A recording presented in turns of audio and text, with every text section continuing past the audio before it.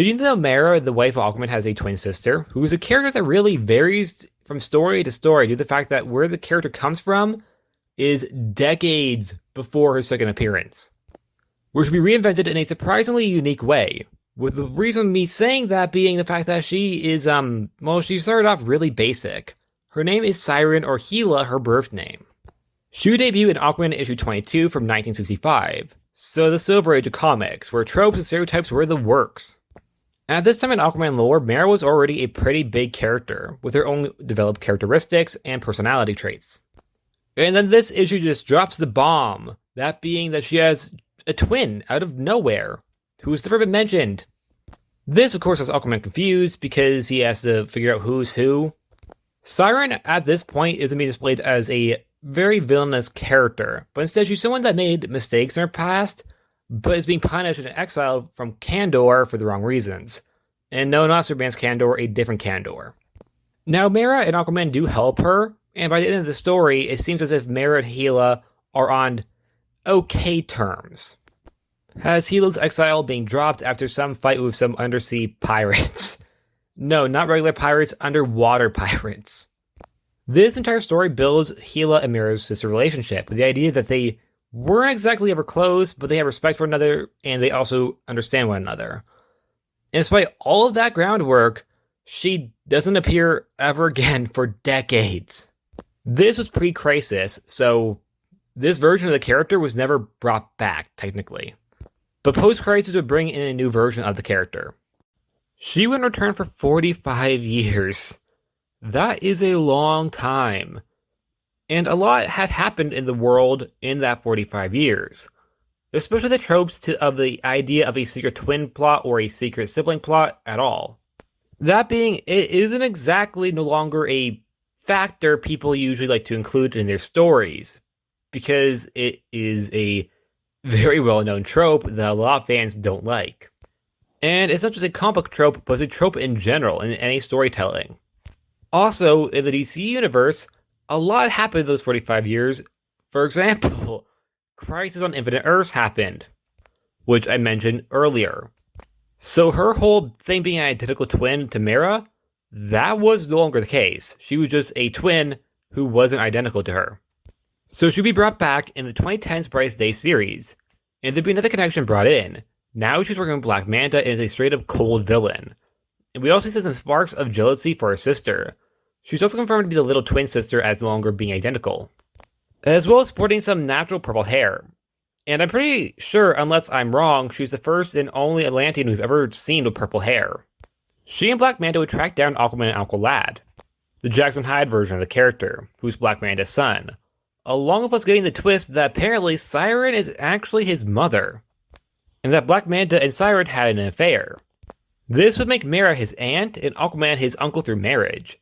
She's also going to be an assassin now for her nation of Atlantis, which does confuse me slightly as to why that is, or when that happened, but I'm going to presume that her whole situation with Mera no longer exists, that being the original story. Because they don't mention if it is still technically canon to this or not. Likely isn't. But like I said, this happened in 2010, so then came the new 52, almost immediately after. She would return in the Aquaman comics in 2015, once again as Mera's sister, now identical again, where she would be jealous again of her sister, which is played into a little bit more this time around. She would actually replace her as queen, pretending to be the wife of Arthur. She would also cause actual issues in the marriage by creating political differences under the sea, with Hila wanting to open up to refugees as the way to protect people outside the kingdom, which disgusts Arthur, thinking she's risking their sanctuary. Maybe I'm crazy, but other than the fact that she's impersonating Mera, Siren doesn't really come across as a villain in this story, despite the fact that they try to portray her as one.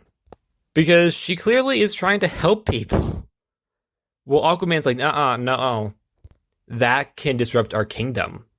It's not like we're getting attacked almost every day, and we constantly have unwanted attention, and that the world knows that we exist. No.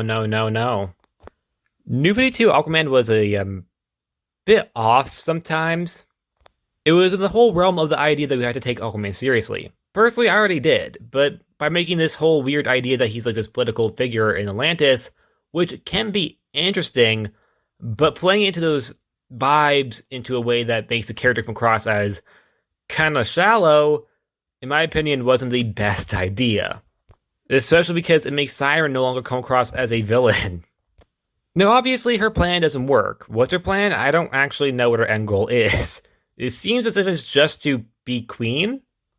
However, the way she does it is a little weird, as she doesn't kill her sister.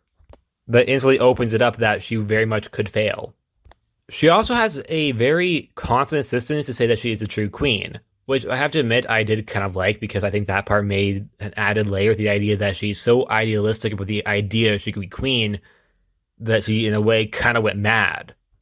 Anyway, she is defeated, and she would briefly return to a dream realm in Dark Crisis, a part of the Aquaman backup. That is a sentence I thought I'd never say. But that wasn't the real Hila. That was a figment of Aquaman's imagination, a version of her, which was created by Pariah.